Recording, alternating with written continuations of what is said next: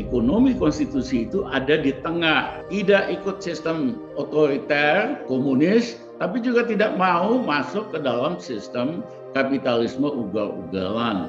Di tengah sebetulnya itu dasarnya. Nah, tapi belakangan makin lama kita bukan makin ke tengah, makin lama kita makin mendekati kapitalisme, termasuk kapitalisme ugal-ugalan.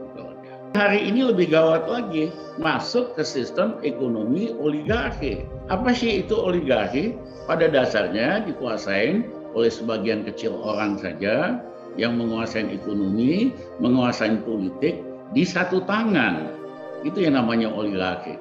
Mereka kuasain politik karena ketua-ketua umumnya juga orang bisnis. Yang kedua, mereka juga menguasai ekonomi. Dengan menguasai negara, bisa bikin kebijakan ekonomi yang menguntungkan mereka. Jadi ini lebih brutal, lebih vulgar daripada sistem kapitalisme biasa.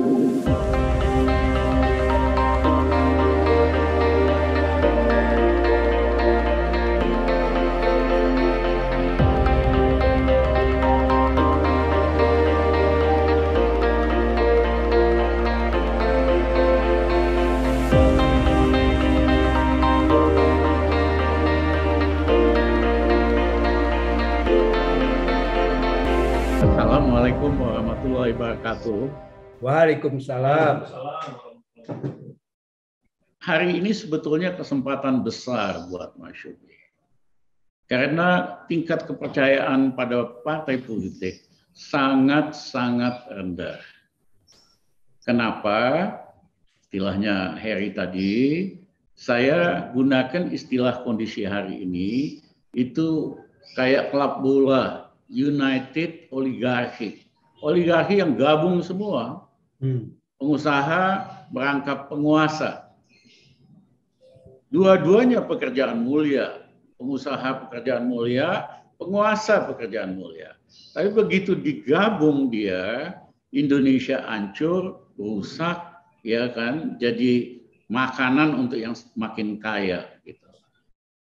Nah, kenapa United Oligarchy? Karena di dalam demokrasi, prinsipnya kan trias politika. Ada eksekutif, ada legislatif, ada yudikatif. Yang keempat ada pers yang independen. Keempatnya saling mengawasi. Apa yang terjadi hari ini digabungkan semua dalam apa yang disebut sebagai persatuan oligarki atau United Oligarchy. Caranya bagaimana? Partai-partai, ketua umumnya diberikan hak untuk memecat anggota DPR. Zaman Pak Habibie, zaman Gus Dur presiden, nggak ada aturan itu. Anggota DPR tidak boleh dipecat kecuali melakukan tindakan kriminal, ya, atau korupsi dan sebagainya. Tapi begitu Gus Dur berhenti, dikembalikanlah hak ketua umum bisa memecat partai anggota DPR. Sehingga anggota DPR-nya jadi bebek semua. Tidak mewakili rakyat, mewakili kepentingan ketua umum. Dan yang kedua, untuk mengontrol legislatif, nggak perlu 575 orang itu, cukup 9-10 partai aja dipegang. Dan ketua umumnya ini rata-rata punya kelemahan. Kelemahan korupsi, kelemahan karena banyak bisnis, kelemahan macam-macam. Sehingga gampang sekali mengendalikan, menekan mereka. Tidak perlu 575 anggota DPR. Cukup 10 orang aja dikooptasi, tekan dikit. Ya kan? Bisa dikendalikan. Demikian juga lembaga yudikatifnya. Ide Mahkamah Konstitusi itu bagus, tapi belakangan jadi mahkamah kekuasaan karena anggotanya diperpanjang masa jabatannya 10 tahun, dia membebek apapun kemauan eksekutif. Nah, demikian juga di dalam bidang media. Di negara demokrasi tidak ada pimpinan media jadi ketua umum partai. Hancur. Nah, di Indonesia rata-rata ketua umum partai itu pimpinan media. Ya, Jadi dia tidak menjalankan fungsinya sebagai pers bebas yang mengawasi. Iya kan? Nah, ini nanti kita benahin. Kalau Masyumi balik di kekuasaan atau pembaru masuk kekuasaan, kita balikin. Anggota DPR tidak boleh dipecat kecuali melakukan tindakan pidana. Yang kedua, daerah pemilihannya rakyat minta dia diganti. Misalnya Heri wilayah Banten, penduduk di Banten nggak mau, Heri nggak mewakil, ya kita pecat. Bukan karena ketua umum. Itulah yang menyebabkan partai-partai di Indonesia bagaikan CV, perusahaan keluarga, bukan PT aja kagak, perusahaan keluarga dikelolanya. Tidak ada demokrasi di dalam partai-partai di Indonesia. Kok ngomong demokrasi di luar, you di dalam aja kagak, kayak partai keluarga. Ini nanti kita bedahin. Mas Sumi salah satu faktor yang harus mendorong perubahan itu. Nah, yang kedua adalah tentang ekonomi. Para pendiri Republik Indonesia belajar ekonomi, political ekonomi di Indonesia maupun di Eropa, di Belanda dan Perancis. Satu, mereka tidak mau ikut sistem komunis yang otoriter. Tapi yang kedua, mereka juga tidak mau ikut sistem kapitalisme yang ugal-ugalan. Karena mereka pada saat mereka kuliah di Belanda, di Eropa, itu tahun 20-an. Pada saat sistem kapitalisme sedang mengalami depresi, ekonominya anjlok dari tahun 20 ke tahun 30. Mereka lihat langsung sisi negatif daripada kapitalisme ugal-ugalan. Oleh karena itulah mereka memilih konstitusi, ekonomi konstitusi itu ada di tengah, tidak ikut sistem otoriter, ya komunis, tapi juga tidak mau masuk ke dalam sistem kapitalisme ugal-ugalan. Di tengah sebetulnya itu dasarnya. Nah, tapi belakangan makin lama kita bukan makin ke tengah, makin lama kita makin mendekati kapitalisme. Termasuk kapitalisme ugalan-ugalannya. Tapi hari ini lebih gawat lagi, masuk ke sistem ekonomi oligarki. Apa sih itu oligarki? Pada dasarnya dikuasain oleh sebagian kecil orang saja yang menguasai ekonomi, menguasai politik di satu tangan. Itu yang namanya oligarki. Ya kan? Mereka kuasain politik karena ketua-ketua umumnya juga orang bisnis semua, ya kan? Ya, yang kedua, mereka juga menguasai ekonomi. Dengan menguasai negara, mereka bisa bikin kebijakan ekonomi yang menguntungkan mereka. Jadi ini lebih brutal, lebih vulgar daripada sistem kapitalisme biasa. Sistem kapitalisme biasa itu kompetitif dan ada undang-undang anti kompetisi yang dijalankan sehingga ada manfaatnya lah juga untuk golongan menengah sama rakyat. Tapi kalau oligarki enggak, kebijakan diatur untuk menguntungkan mereka. Misalnya diloloskanlah baru-baru ini tahun yang lalu undang-undang tentang mineral yang memberikan perpanjangan otomatis kepada pemegang konsesi mineral yang harusnya mayoritas sudah habis, tambahin 10, ditambahin 20 tahun. Nilainya berapa itu? Nilainya itu ratusan miliar dolar. Nah, saudara-saudara, ekonomi oligarki itu lebih sadis. Tolong dicatat ini, lebih vulgar daripada kapitalisme kompetitif. Ya, konsumen diabaikan seenak-enaknya.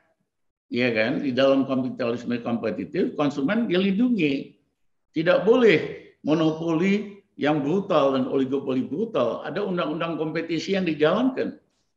Di Indonesia ada lembaga anti ngatur kompetisi persaingan. Pak Habibie yang bikin. Mohon maaf kalau ada kerjanya sampai hari ini itu lembaga. Mana kasus-kasus monopoli oligopoli yang diajukan oleh lembaga itu? Saudara-saudara, ini semua tantangan nanti kita benahin. Nah, Apa dampaknya yang paling besar? Pada tahun 70-an, itu sektor gas dan oil dikuasain oleh negara. Sehingga ketika terjadi booming oil, krisis oil yang pertama, kedua, harga oil tadinya hanya $2, harga minyak bumi naik sampai $40 lain-lain. Negara mendapat porsi yang paling besar. Sehingga sempat 85% dari APBN itu berasal dari oil and gas. Rakyat dapat manfaatnya karena pendapatan oil and gas masuk negara, masuk anggaran, itulah yang dipakai oleh Soeharto untuk membiayain proyek-proyek kebutuhan dasar, SD dan lain-lain. Ya.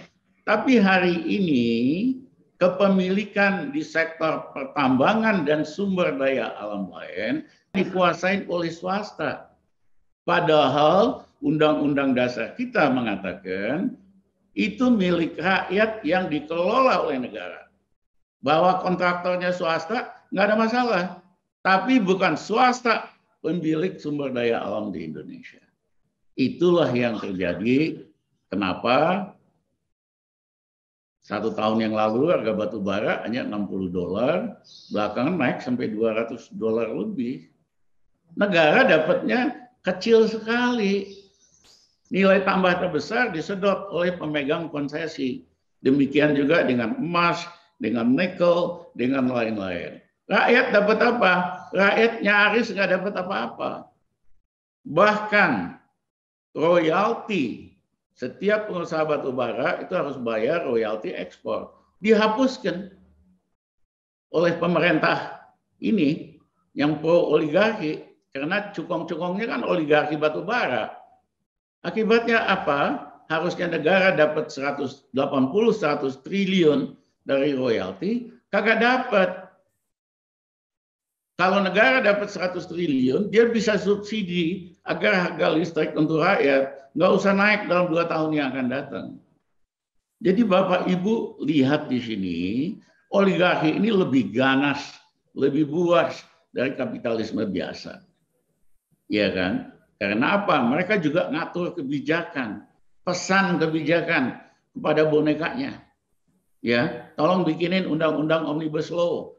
Tolong bikinin, mereka yang nyusunin semua ini draft undang-undangnya. Pemerintah tugasnya tinggal buldoserin aja ke DPR. Tolong bikinin undang-undang supaya konsesi mineral dikasih tambah konsesinya 20 tahun. Tolong kasih ini macam-macam.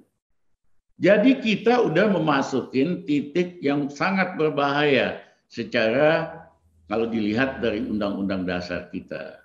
Ini merupakan penyimpangan dari Undang-Undang Dasar 45 yang sangat fundamental. Ya, nanti kita pikirin kalau Mas Syumi bisa masuk di dalam kekuasaan, bagaimana supaya sumber daya alam itu betul-betul dikuasai oleh rakyat, untuk rakyat. Negara hanya mengelolanya saja. Swasta bisa jadi kontraktor. Nah, saudara-saudara, inilah yang terjadi hari ini. Di luar soal hutang yang jor-joran, ya, saya banyak ditanya kenapa sih rakyat kita makin miskin? Apakah hanya karena COVID? Tidak betul. Karena COVID tentulah banyak rakyat kita nggak bisa kerja, nggak ada pendapatan.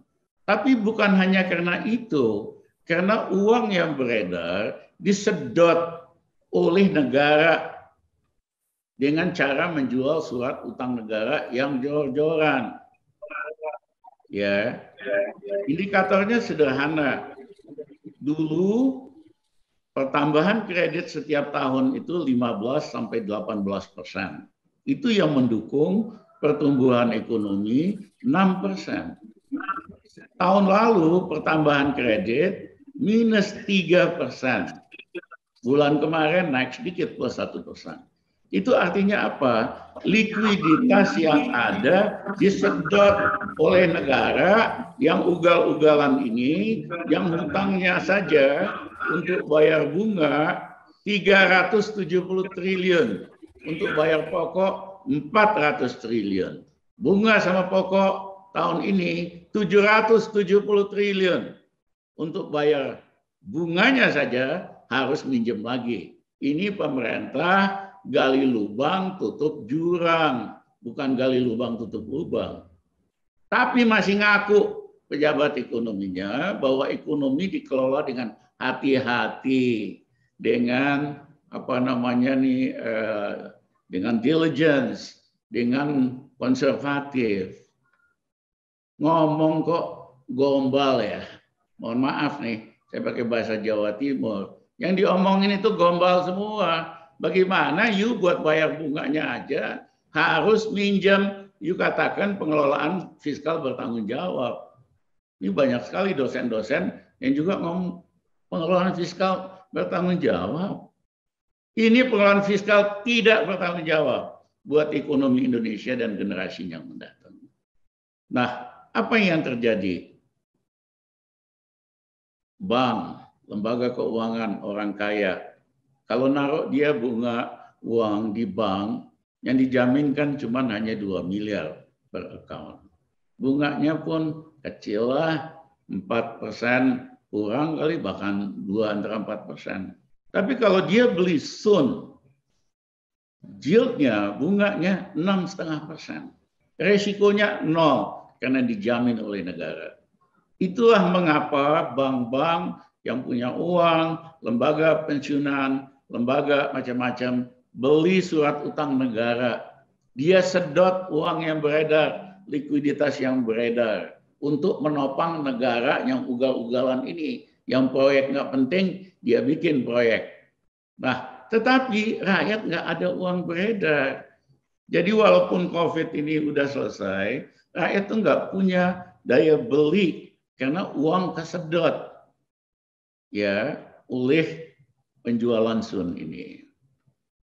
Saudara-saudara, inilah yang menyebabkan kita makin lama makin miskin, dan oligarki tadi, kebanyakan oligarki ini udah nggak main proyek. Kalau gede-gede mah kelasnya bukan main proyek, tapi atur kebijakan, karena keuntungan dari perubahan kebijakan sangat-sangat besar.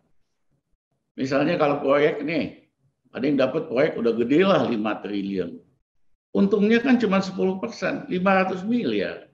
Tapi saudara tadi lobby supaya nggak usah bayar royalti sampai 80-100 triliun, itu keuntungannya lebih gede dari keuntungan proyek.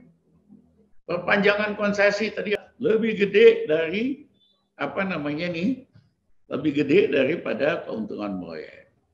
Jadi inilah saudara-saudara yang kita harus benahi. Saya pengen ya Partai Baru Masyum ini supaya lebih agresif lah menyuarakan kepentingan rakyat. Saya kadang-kadang sedih, saya kan bukan anggota DPR. Setiap hari saya terima banyak sekali rakyat yang mengeluh kepada Rizal Ramli. Bang, ini nggak benar bang. Bang, tolong bang ngomong ini. Bang, ini begini, begitu. Itu kan harusnya pekerjaan DPR. Tapi karena DPR-nya jadi yes man, jadi pegawai suruhan dari ketua umum, bukan wakil dari rakyat, mereka nggak menjalankan fungsi pengawasan sama sekali. Kenapa? Anggota DPR hari ini dari 575, 260 orang itu nepotisme. Istrinya, mantunya, adiknya, 265 orang itu nepotisme. Sisanya bayar buat jadi anggota DPR. Itulah mereka tidak pernah menyuarakan aspirasi rakyat. Contoh sederhana, ibu kota abal-abal aja yang nggak ada pentingnya, yang ngabisin duit banyak, DPR sama sekali nggak ngomong apa-apa. Padahal rakyat lagi butuh uang buat makan, buat pekerjaan, bikin proyek ngada-ngada, proyek abal-abal yang tidak jelas prioritasnya. Tidak ada satupun anggota DPR yang berani mengatakan ini proyek nggak benar, abal-abal. Ini nggak ada anggota DPR yang bicara sama sekali. Ada si Gobel, bagus tuh Gobel, cuma satu. Yang lainnya nggak punya nyali. Itulah kenapa nanti partai politik kita akan biayain oleh negara. Saya udah hitung budgetnya sekitar 30 triliun. Kalau ada 17 partai, masing-masing dapat 1 triliun, sisanya berdasarkan jumlah suara. Tidak ada lagi threshold nanti. Ya, kita akan ubah ini semua. Dan perubahan itu juga harus di DPR. Ingat nggak, waktu Pak Harto, sehabis Bung Karno jatuh, lebih dari setengah anggota DPR pada waktu itu adalah simpatisan PKI dan pendukungnya. Dihabisin semua tuh, diganti sama anak-anak muda, lulus aja belum. Jadi anggota DPR, namanya Akbar Tanjung, Kosmas Batubara, Sarwono, lain-lain semua tuh. Sehingga DPR-nya pun dibongkar. Nanti juga kalau ada perubahan tidak cukup hanya ganti presiden. Kita harus bongkar DPR yang cuman jadi alat dari oligarki. Kecuali mereka berubah. Ya, tapi nggak ada naga-naganya berubah. Apa aja yang pemerintah mau digolin. Nggak usah ada DPR. Nah, saudara-saudara, ini nanti kita akan lakukan perubahan yang diperlukan. Kita udah tahu caranya bagaimana. Begitu ada perubahan ekonomi, kita akan balikkan tumbuh ke 8% tahun pertama, setelah itu tumbuh double digit supaya kita bisa ngejar negara-negara Asia lainnya. Yang kedua, ketimpangan ekonomi ini harus diselesaikan. Kredit hari ini untuk usaha kecil hanya kurang dari 20% dari total kredit. Nanti kita akan ubah supaya dalam waktu 5 tahun kredit untuk usaha kecil bisa naik ke risiko 40-50%. Toh yang gede-gede bisa nerbitkan modal di pasar modal, bisa nerbitin obligasi, minjem di luar negeri. Kebayang nggak Bapak Ibu kalau kredit untuk usaha kecil kita tingkatkan 2 kali dari hari ini, itu pekerjaan akan banyak sekali. Ya, pekerjaan akan banyak, usaha kecil juga akan lebih hidup dan sebagainya dan sebagainya. Ada caranya kok untuk mengubah ini. Saya sudah buktikan dimanapun Rizal Ramli berada, di dalam atau di luar pemerintah, kita ini transformer. Orang yang mengubah sesuatu dari yang jelek jadi lebih bagus, jelek lebih maju lagi. Cuman saya dimusuhi oleh elit oligarki ini karena mereka pada dasarnya pengusaha merangkap pengusaha peng-peng, kerjanya itu proyek, kerjanya porotin anggaran negara. Berhadapan sama saya di kabinet, ya pada kesel, nggak bisa apa-apa. Tapi akhirnya dilobilah supaya Rizal Ramli diganti. Ya, yang ganti saya itu ya para pengusaha peng-peng, pengusaha reklamasi. Nggak apa-apa. Terima kasih.